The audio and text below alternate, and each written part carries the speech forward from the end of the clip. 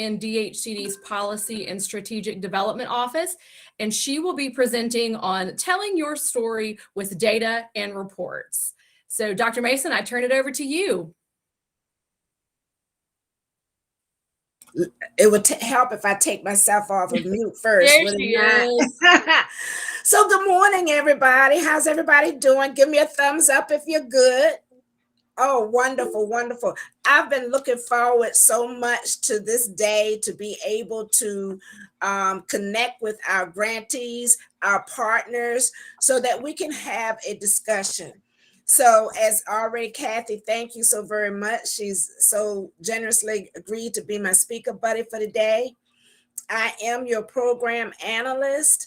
I've already had contact with some of you previous years, and I look forward to engaging in the future with those that I have not worked with. So we have an hour, 5, but I'm going to take 5 minutes to, get us to relax and get ready. Because I know that some of you are tired of looking at the Brady Bunch, right? Do you feel like you're looking at the Brady Bunch? So I want you to relax. It tend to be that when you're at these trainings, you get tired, frustrated, get a little weary and antsy. At least I know I do. So just relax. We're having a discussion. We are collaborating together and sharing information. Okay. So, as a reminder, please do not fret if you do not get a question answered today, or if after the presentation a question comes to your mind, because I want you to realize one thing that I want you to get out of today. I am a constant resource for you. This telling your story through your preparation of reports, data, following up on responses from your specialist is a team effort between you and DHCD. Sherry, can you scroll up to slide 4?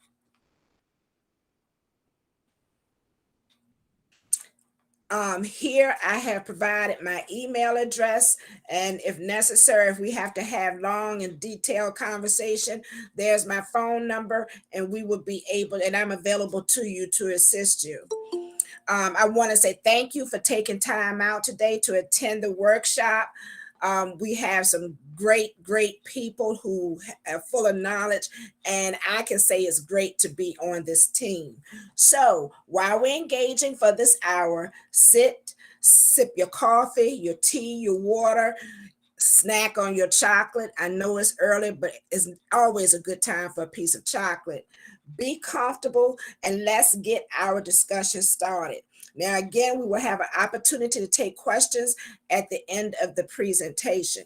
Now, before we go to the next slide,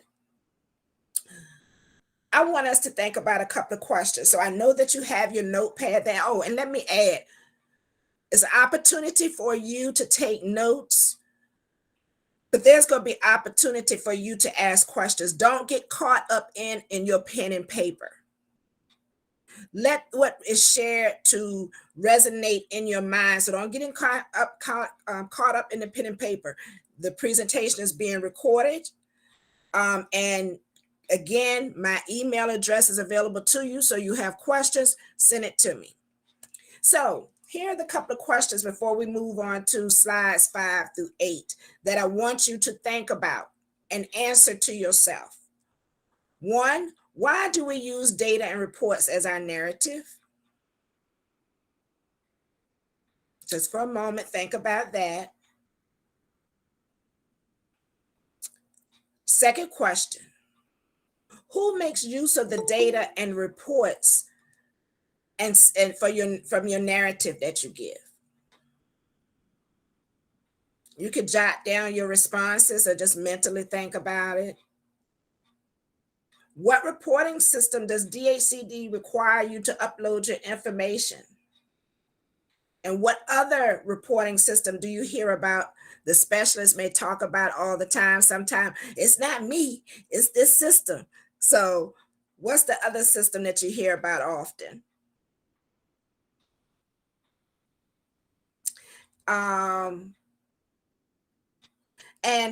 how do you report? What reports during the life cycle of your project do you have to prepare and send to DHCD?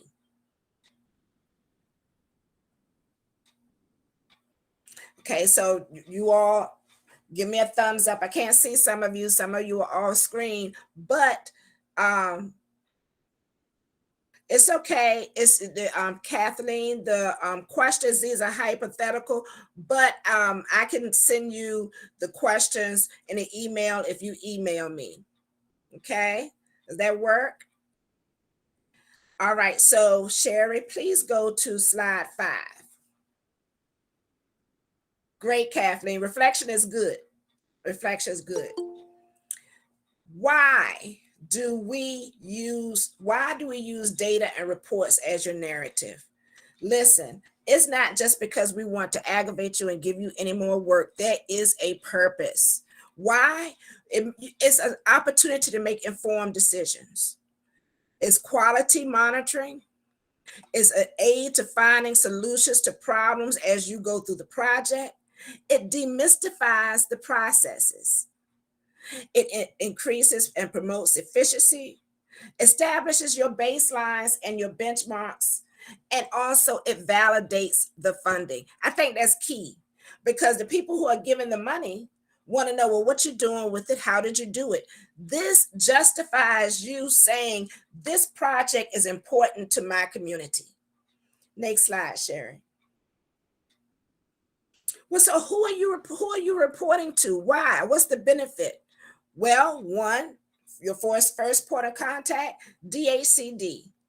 We are constantly using this information to tell your story. You're telling the story to us. We are carrying it on. And so the data there, I'm akin it to, do you remember the little activity that you did when you was in school and somebody say, okay, whisper in so-and-so's ear and say this, and then it carried on. And then by the time it get to the end, the story was different. The data here doesn't, what you tell us, we can't make it any different. So that's what the reporting helps it to do. Yes, Kathy, the telephone game. Then, of course, HUD, the state government, but most importantly, the beneficiaries, the communities. They want to know, well, what's going on? They see this project going on. Who is it benefiting? How did it help this community? Your narrative tells that. Sherry, next. So everybody knows CAMS, the centralized application and management system. You get it off of the bat from the time with your application. Then your specialist say, listen, I need you to upload this report tomorrow, yesterday. I need for you to upload it into CAMS. But then the other system is that's put out by the Department of Housing and Urban Development. This is how they see your information, how they see your story through IDIS. This is where I am your team player, making certain that you get the right information in. And so through your project activity information, your beneficiary data, your accomplishment information, and also your financial and fiscal information is put there as well. And both CAMS and IDIS is the tracking tool for that. So let me add that when questions are asked from your specialist, from me, and as we engage more, when you get questions, it is to fulfill the requirement of the Department of Housing and Urban Development. Remember, they're giving the money. They want to know how is it being spent. So we want to be as efficient and proficient as possible so that they can say, well, we've given this money and they're telling that story. They're making good use of it. Next slide, Sherry. Thank you. And so how do we do this? We have reports that we do, and some of you have heard about these, and for the new people, you're going to hear about it as well. We have an annual report that's done once a year that talks about, and the annual report is for open projects. So what's going on so far with your project? How is it going? It's not us checking up on you, even though we want to know how you're doing, how can we be of assistance to you if you're not meeting your goal. But the information is reported in IDIS to HUD, and it generates reports from there. So it's not just that we just want to do a checkup. This is part of a cycle. And just remember, we're trying to get to the end story so that nobody is saying, you know how people are. Listen, you know how people are when they give you money. What you do with it? Same difference. Same difference. Next is the HUD 2516, where you report if your business was minority owned, woman owned, where you have to give information about whether or not it's Section 3, how much money was spent, and who was your vendors.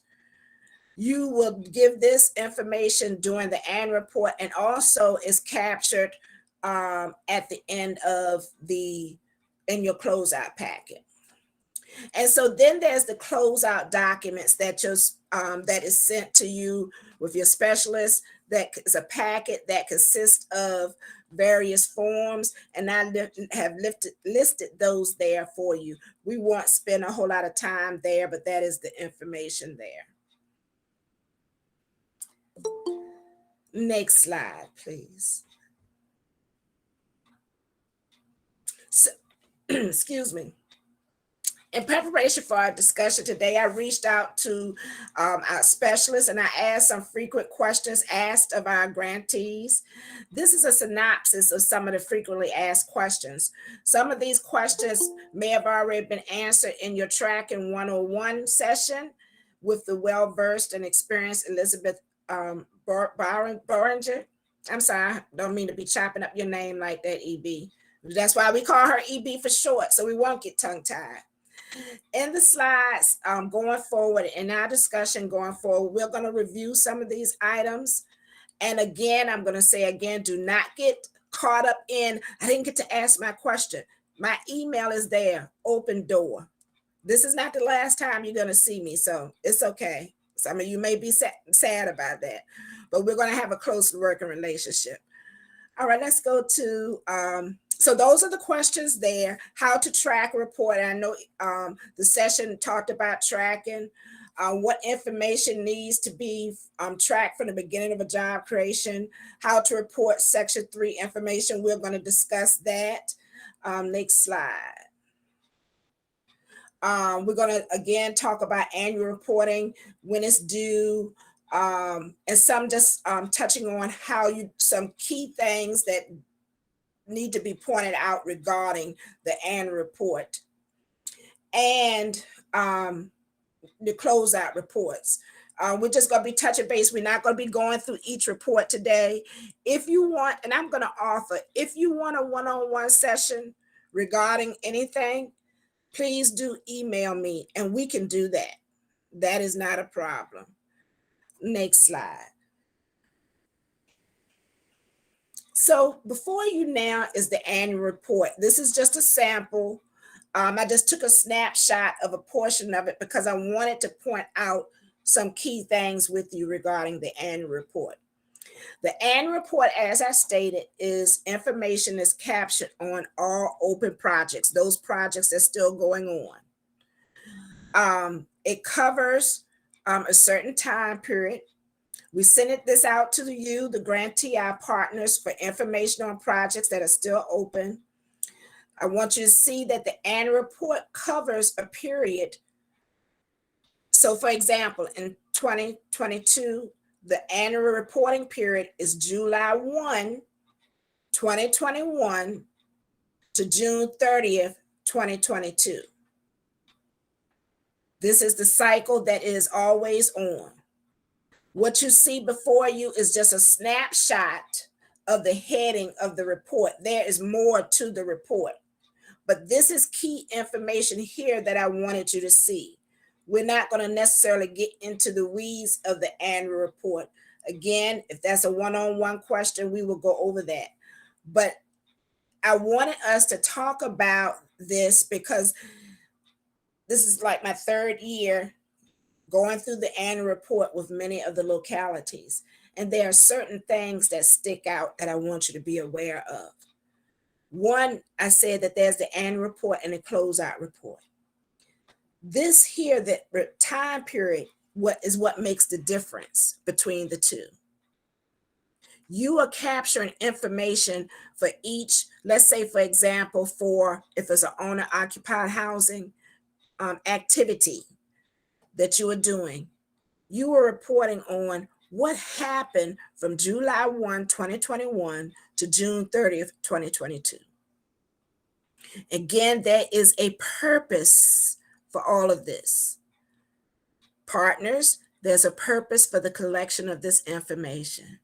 It's not so that I can send it out and justify that I had something to do each day or that I want to irritate your life. But the information that is brought in is when you complete it and it comes back to the office, I'm taking everything off of the report and putting it in our reporting system. Yeah, that's a whole lot of paper coming from the localities across Virginia with our projects. But we are, again, remember, keep in mind, we're telling the story. The information, and I just said that we send it to, you send it to me. I then report in IDIS the information. Remember, your information, your data is important. It does not stop with us. And I want to give you a key word. Reports equals to opportunity. Your opportunity to tell what is going on, not just your successes, but even the stumbling blocks. Now, we know the big stumbling block for the past couple of years have been COVID, right? And maybe we'll soon jump over that, but it has had an impact. And that portion is important as well. All right. Let me share something with you regarding the annual reports that's so very important. If a project has a life of 3 years, most of the projects do, right? Year one, you give, and remember I said there's more to the report. There's numbers that you're putting in, and then there's the narrative. And the narrative is where you tell about what happened. We didn't have any activity this period because we didn't have any applicants. Applicants were withdrew, somebody died, and the survivors chose not to continue, COVID, whatever. So that's for, let's say, for example, that's July 1, 2021 report information. And here we come to, you're getting ready to do your report June 30th, 2022. That's a lot to say, has come in. When you go to do your report, the specialist and myself, Amanda Healy, should see a difference. And your narrative should not be the same from the previous year because it's a new period. Okay, so I just want to point that out.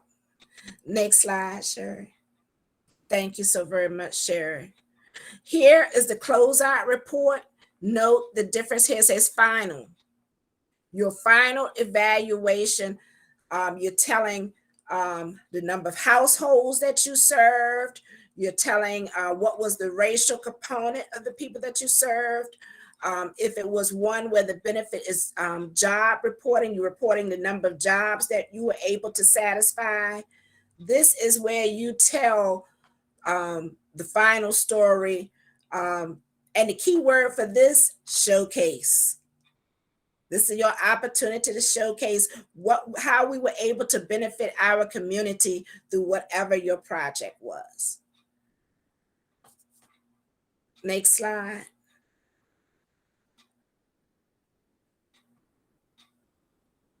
Okay, and this is, I'm going to take a moment. Exhale, everybody. Exhale. It's a lot. I'm moving a little quick. I'm being mindful that this is an hour presentation that we have, and there's an important piece of the slide that I want to get to. Your questions, because it's all about you, right? Today is all about you. Let's go on. So, what also are we capturing?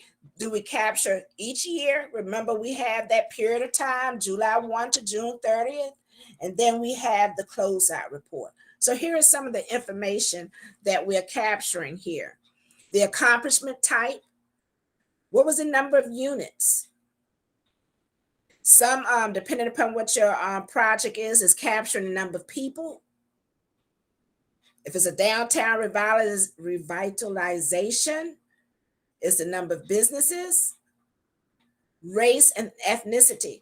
So let's talk. Let me take a moment here to talk about this. So when we send the reports out to you, it is we're using an Excel spreadsheet. I've crafted the Excel spreadsheet so that you can use a drop down button for race and ethnicity.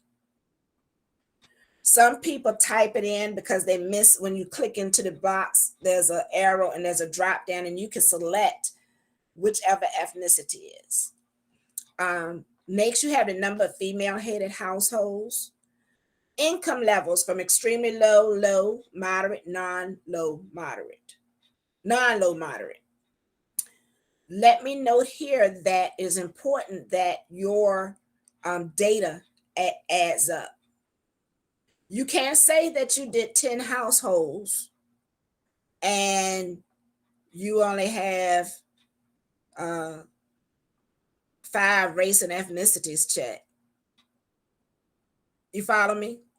If your total households, total number of people, it has, when it's broken down, the broken down information has to equal to the total.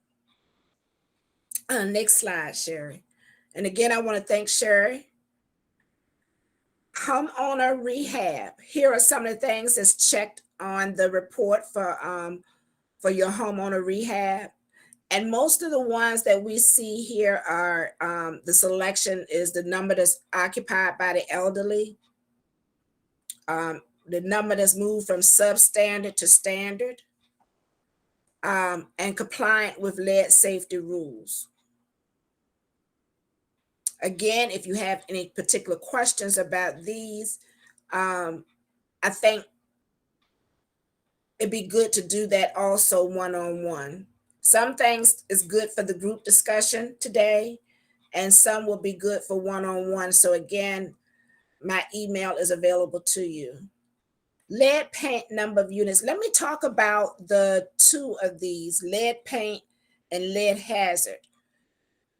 If you provide data on lead paint by the number of units, and you're going to be, and you select housing constructed before 1978 and you put a number there, they're going to require that you answer lead hazard remediation action. Was it less than 5,000? Was it between 5,000, 25, or was it more than $25,000? It's not going to allow you to not answer this question. So make certain that if you do the lead paint number of units that you're responding to lead hazard remediation. And also let me add here, just so that you will know, Sherry, you can proceed to the next slide. What you are, the information that you're getting here, we do our own internal professional development, constant discussion as a team. So the information that we're discussing with you today, we discuss internally. So the staff, we have opportunities across positions and divisions to ask questions of one another. And so we're constantly doing that in the education process for ourselves, because the information that we give to you is forever changing, meaning government is always changing their mind on how something is to be collected. And that's what happened with Section 3. With the Section 3, it used to be, and many of you may remember when I was sending the annual report to you, you had to go into CAMS and complete a report about the number of professionals, clerical, electricians. You had to fill in that information, and then you had several other questions to answer below, right? Do y'all recall? Well, it's no longer a separate report. I don't have to, you don't have to send nothing in CAMS.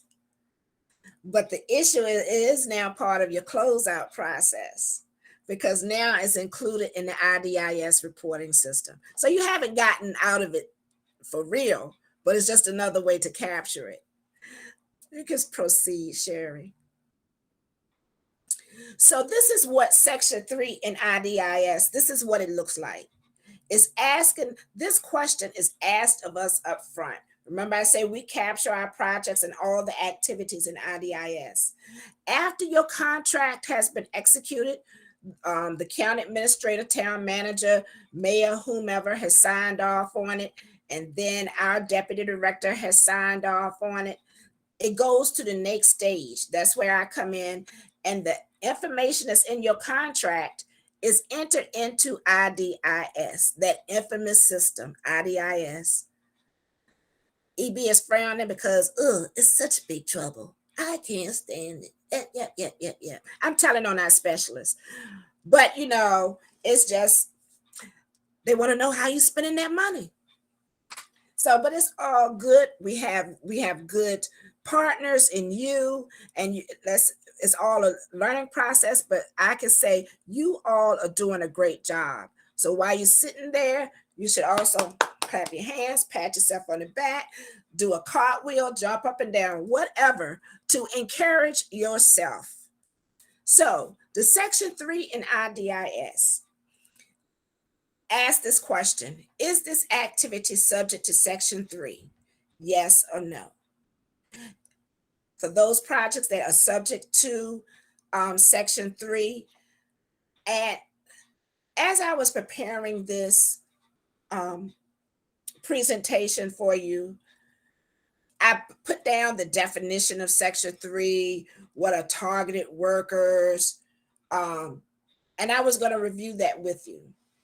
Now, in your questions, if you want to know the nuts and bolts and the definition as put out by HUD, you can imagine what that is like.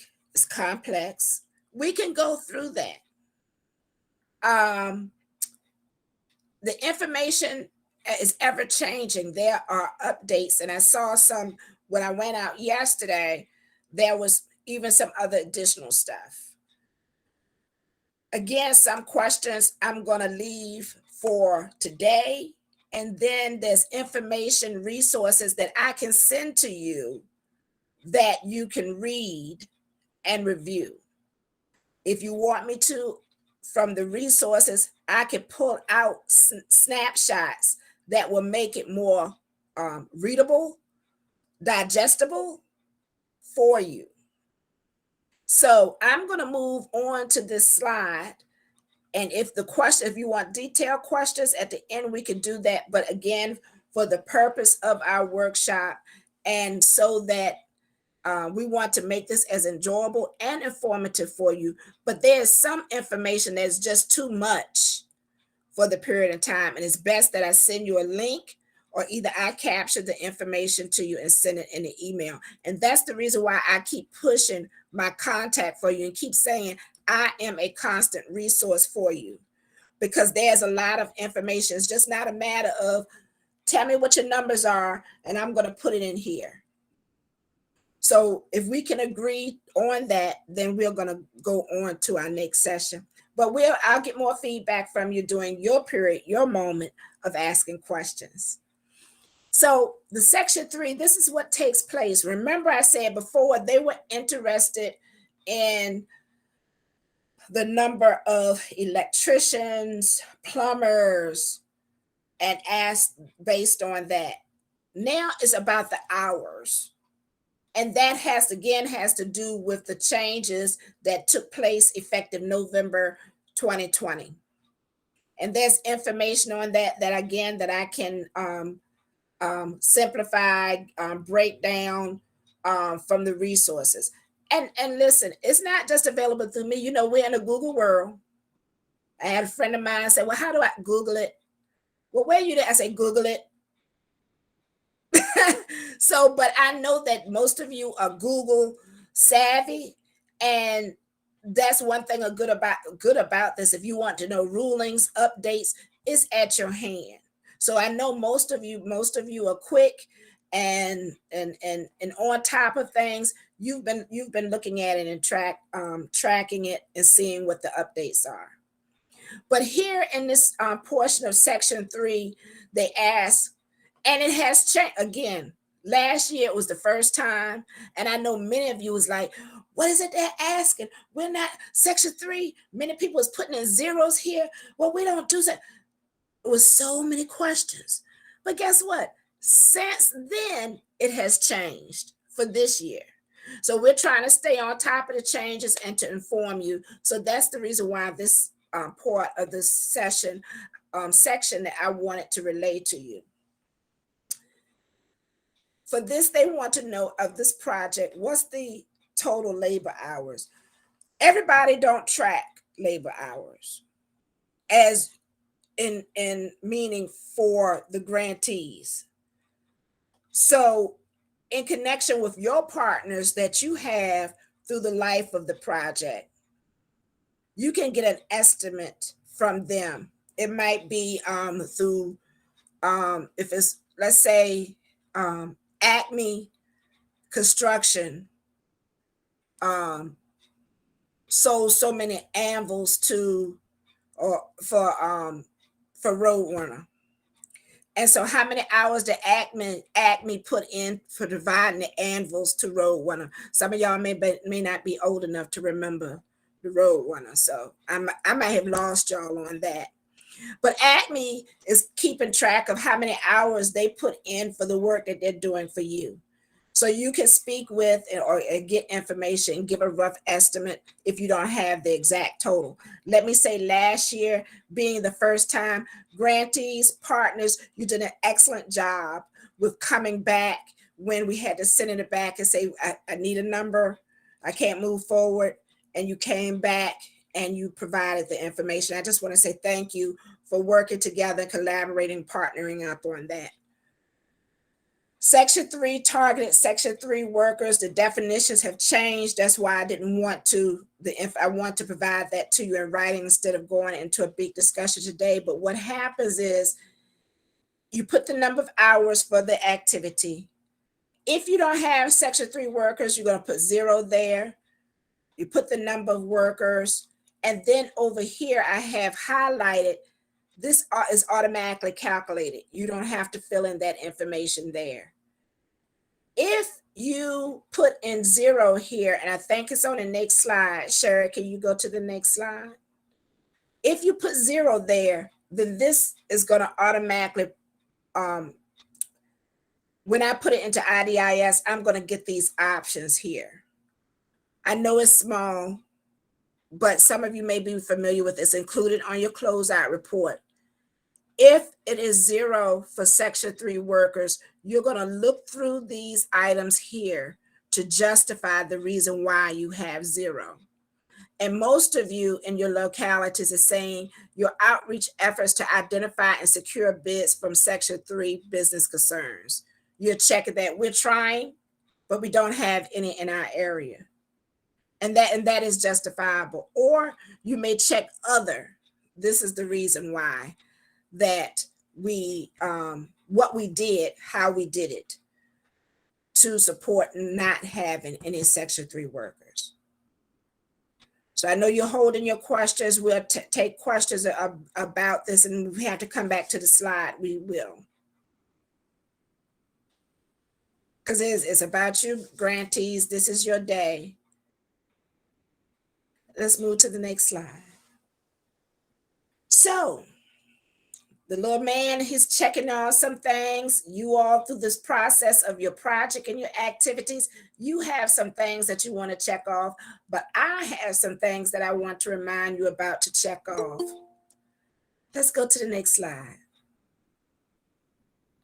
Remember, remember, it's not going to be the last time you hear me say this. The data and the reports tells your narrative.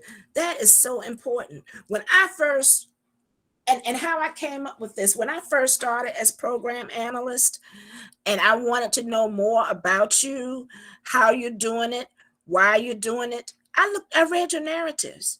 And I'm not, when I get the information from you all, I'm just not letting it pass by because I have to put it in somewhere. I'm reading your information and I'm like, wow. And I'm looking at your background information from your application.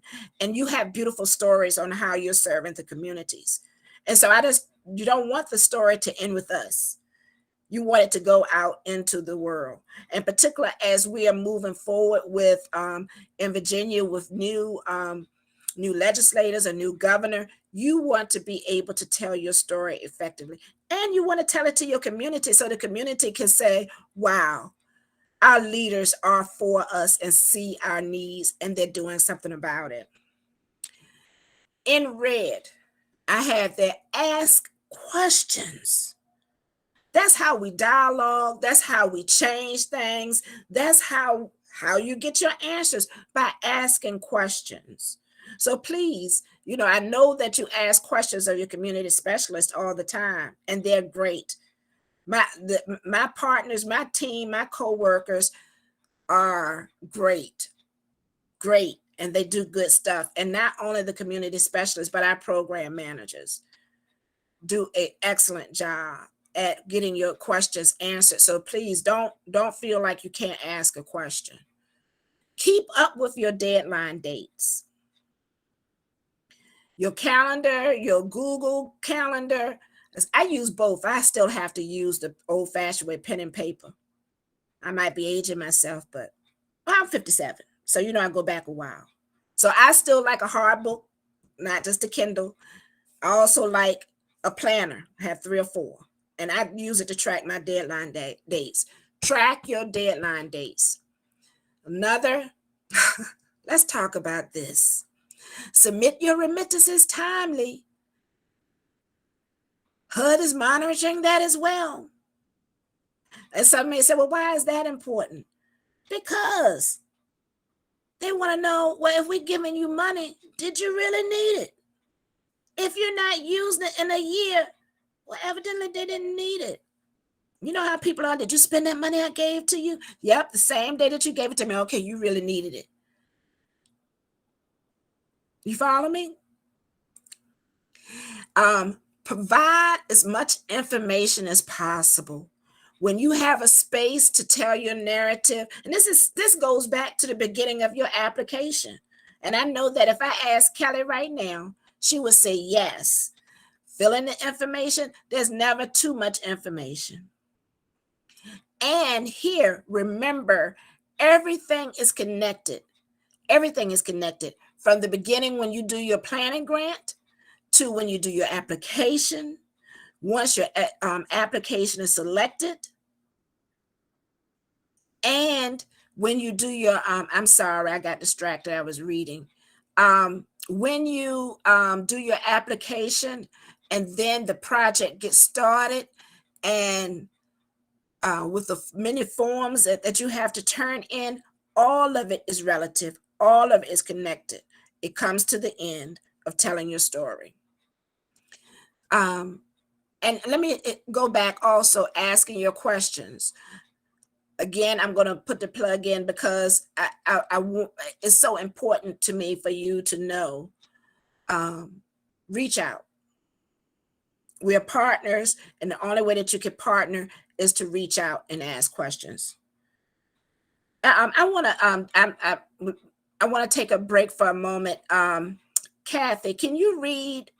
I know Joanne just sent something, and so did Amanda. Can you read? Be happy to. Amanda and Joanne both noted the importance of submitting timely remittance requests. So they were both echoing what you shared about submitting timely remittances. Okay. And Joanne emphasized that remittance requests mean progress, and there are contractors and vendors that need to be paid. Thank you, Joanne.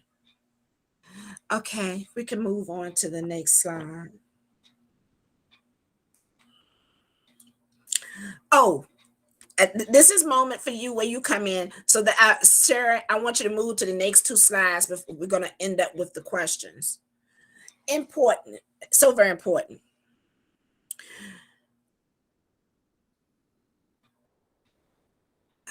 I got to pause because I just had an epiphany. With your dates, it's important that you make notations on the calendar as a reminder.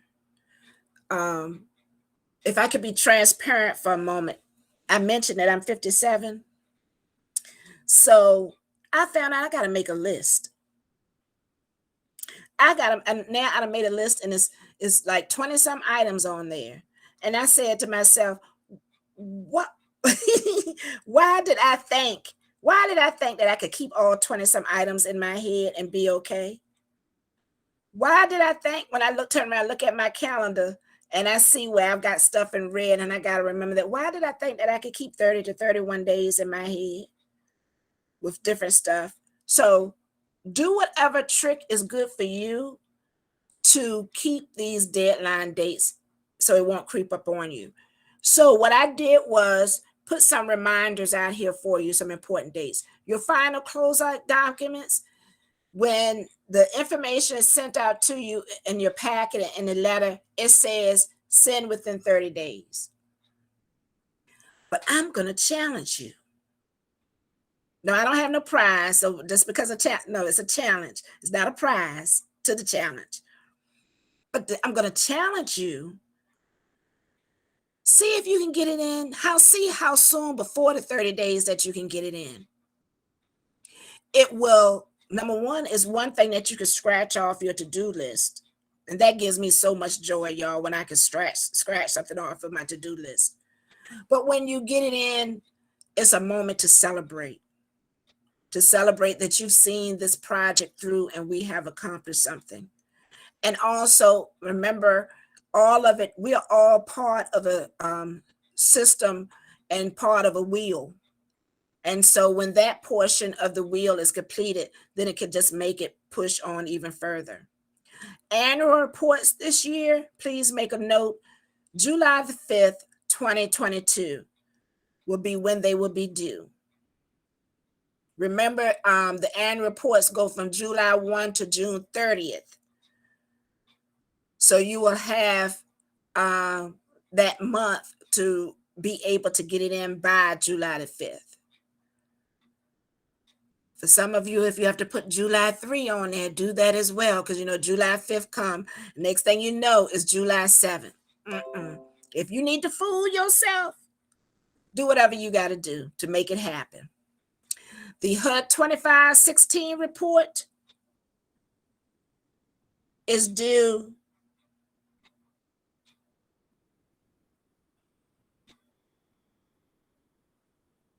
I'm giving Sherry a chance, but it's due September the 5th. September the 5th is when it's due.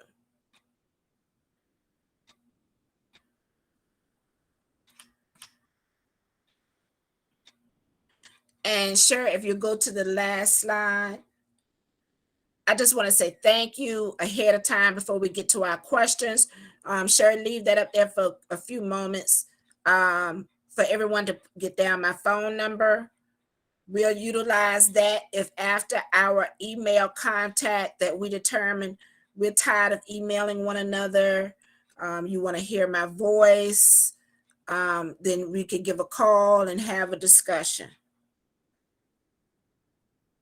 So the information, that's my phone number and email address. So Sherry, if you can go back to our nice emoji on questions. EB. It is the grantee's day. You unmute yourself, honey. Oh, I was taking you seriously. Sorry. Oh, no. So a couple of things, Melissa. One, I'd like clarification from you when you were talking about housing rehab closeout reports at the end of the project, you were saying that they have to give us information about how many units were Section 54 accessible. And I just would like you to clarify what makes a house Section 504 accessible. My understanding is, as they're not looking for whether you just put in a ramp or something. It's the whole house was brought up to Section 504. And usually that would be like if a project used home funds, for example. Could you clarify if I've got that correct? You do. Okay. You said And then, yeah.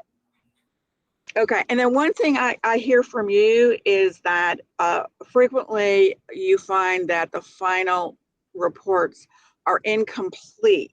And I don't mean to put you on the spot, but could you give an example of like what the typical thing is where they're not providing the information? Like, is it not providing the race information for everybody, or is it something else? I mean, can you expand a little bit about where they're not being complete? And again, I don't mean to put you on the spot, Yes, you make you a deer in headlights, but that would be useful information for everyone, I think. It's different stuff that people fail to and I think that it's oversight. For instance, race, they may not click on. I've had some reports to come in where race information may not be given. And so what I've done is I've had to use maybe refer to the annual report to get the racial component. Some people type in the information, and if it asks for it doesn't add up to the number of households that's provided. The biggest thing, which because it was new, was the Section 3. That's what we had issues with last year. So we had to send some back. And so the biggest thing is annual report versus closeout report. I ran across a couple. So in the annual report, remember I said that it's reported from July 1 to June 30th of whatever year. So you're capturing what happens in that period. IDIS is set up so that we capture information for each year. We do the annual report for open projects so we can be able to enter in the progress. So at the final of the closeout report, let's say if you did your close, it's hard to explain it. Some stuff needs to be explained individually so you can point it out, but in a nutshell, okay. So it doesn't get too complicated. And then, Melissa, I just have one request. Honey, wait a minute. I wasn't finished. Oh, I'm sorry. The biggest thing is just to summarize it. There's information that is missed. And I believe that is more so oversight, because for some people, they have 6 or 7 activities. And so when you're trying to report on that information, that's why it's good to take the whole year to be building up to your closeout report. Use your annual reports to help you to build up to your closeout report as well. In the narrative, the biggest another issue, as I pointed out in the presentation, is there's no reason why your narrative should be same as it was 2 years ago or 1 year ago. That's an issue that I came across. Also, not answering the lead. I showed where if you answer one question about lead, you have to answer the other question. Thank you, Melissa. So I have one request to make of grantees. If you reach out to Ms. Melissa directly, if you could please copy your community development specialist so we know what your concerns are, and more importantly, we know what Melissa instructs you to do. That would be greatly appreciated. Thank you. All right, thanks for starting off with those questions, Elizabeth. We have a question in the chat. Can we get further clarification and or guidance on estimating labor hours for our small housing contractors who are already burdened by the paperwork they are required to submit? And we have a second for that question related to the business district revitalization facade contractors. Okay, read the first question again.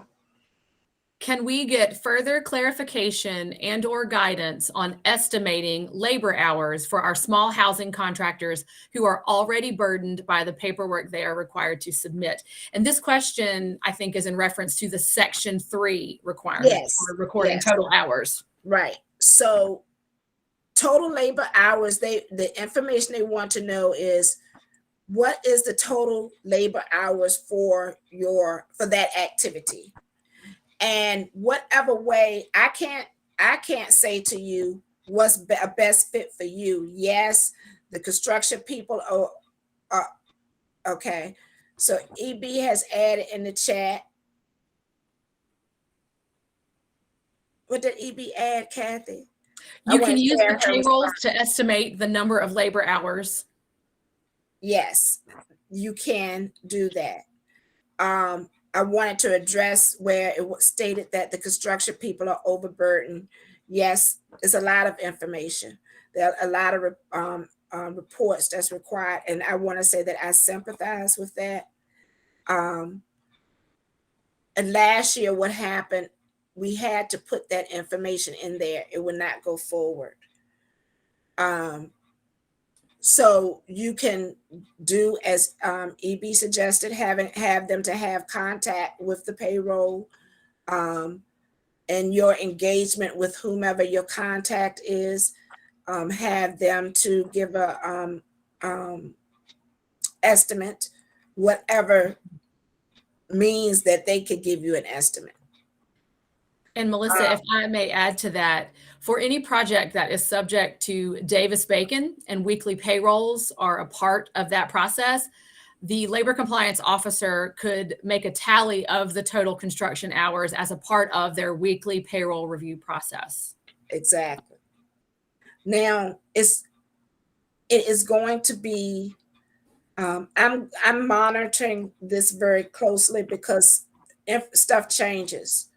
There was a change. This requirement of switching to IDIS took place November 2020. By this time last year, by the time of November 2021, they were making system changes on capturing that information. So before the closeout process takes place and before the annual report takes place, I'm checking to see what has changed with the system. And also they send us updates as to system changes. And so if it impacts that that will be notified to you either in the closeout report or either in the annual report. Okay, we have another question in the chat box. Are there guidance documents on the web that assist us in developing compliant requests for proposals that include references to Davis-Bacon, federal labor standards, and et cetera? I'm going to defer that to Kathy or EB. That's not my area. I'll be glad to take that question if you'd like. Yes. Okay, the guidance for federal labor standards is the what we call the goldenrod inserts. These are all of the federal labor standards and all of the federal requirements of any contract that will require such. Actually putting together your RFP will be the responsibility of your engineer or architect, and you would simply add what we send you to that architect's specifications. Does that answer your question, Mary? So what we'll be conveying to you is the wage rates that must be paid, as well as the federal inserts and posters. Yeah, if I could add to that, Joanne. So Mary, when you request the wage decision, what Joanne is referring to is our to that request when we send the wage decision, and she said we also send the posters and what we call the goldenrod, because they used to be printed in goldenrod paper, which is all the federal gobbledygook. I mean, very important information. And that includes like a README file that will outline for you everything that you have to do to make your RFP compliant. And you'll get that information from your CDS.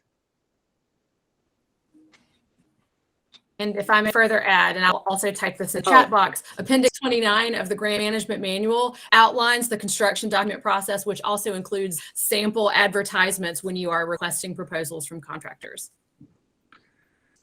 So Mary is also saying it's the engineer. She's really, she needs to hire an engineer. So she's really looking for guidance on the engineer. You can talk to your community development specialist, Mary, and we have goals for like the ad, the RFP, the scoring sheet, etc. That should give you the information you need. Yes. You're going to customize that though, because every project has different requirements for the engineer. So you may see that it doesn't talk about something and you're going to need to add that, because again, you're going to have to customize it, but it will give you a good foundation for that RFP and the contract. And then Eric is asking, okay, we're going back to Melissa. Is there any kind of documentation that is needed for Section 3 labor hours? I'm not sure we've talked about what documentation is. I guess we're assuming that you're reporting it and you're reporting it accurately. At this time, we don't look at that in the compliance review. Joanne, maybe this is something you can answer after Melissa talks. My response to that was that anything that you provide on the closeout report or the annual report, you should be keeping documentation of. So even if it's approximate for the number of total hours or for the number of Section 3, you're not required to include it with the closeout documents and the annual reports. You're filling out that form, but anything, not just the stuff that the information that you give to me for the annual report or closeout report, but in your file, you should be able to turn and say, here, this justifies, this makes up, and where I got the number of total labor hours from and the number of Section 3, that documentation should be there. And I hope that answers your question. So Melissa, they could develop a little certification that they have their contractor submit with a final remittance request that says this is his estimated number of labor hours, and use that as the backup. That would work, right? Yes, and that is information also that as they develop their packet and the information that's required from the specialist, as we move into this Section 3, you are the specialist, the program managers will be working on what you require of them to provide in their document, in their backup. Correct?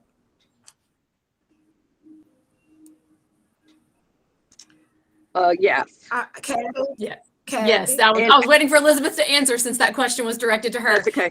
And we have one more question in the chat box. That. That's okay. We have one more question in the chat box, and this will be our last question. Anyone who has questions left unanswered, please contact Melissa by email or phone. She would be happy to make the time to talk with you. The last question is, can our rehab specialist estimate the hours? And I think the answer to that question has been established in our conversation, that they can estimate the hours as long as they document how they've estimated the hours. That's correct, Kathy. So thank you all. I'll pass it to Melissa Okay. for a final word. Okay, Kathy, thank you so very much. Sherry, thank you. Thank you, Elizabeth and Joanne, who was able to be back up on other questions. I just want to say again, this was an overview to answer previous questions, and also it may have gotten the juices flowing in your brain to say, well, I have this question. Again, please do not hesitate to contact your program analyst, and even if you want to run it through, reach out to your community specialist. They will reach out to me. We are here. Thank you, Erlene. We are here to partner with you as a team. And we are going to continue to do that, to work on a high level of excellence, because in the end, it is important for the communities that we serve. And so if we hold you to a high standard, and we hold our communities to a high standard to keep their communities vibrant, sustainable, affordable, then we are holding ourselves to that same. And so we get a joy out of working together, bantering with one another. EB, we banter back and forth, but EB, she is great at what she does, and she makes you think and provide information. So everybody enjoy the rest of the grant management workshop, and I feel so very blessed and humbled to be able to serve you. Thank you, Melissa. Thank you This was so much, absolutely Melissa. wonderful.